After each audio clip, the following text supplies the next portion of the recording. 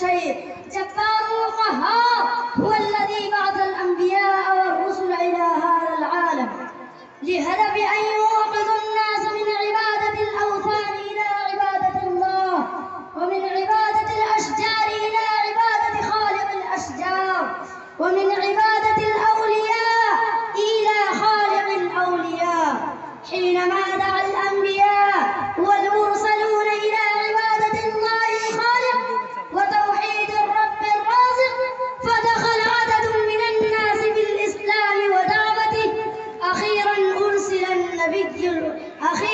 أرسل النبي الخاتم بالكتاب الخاتم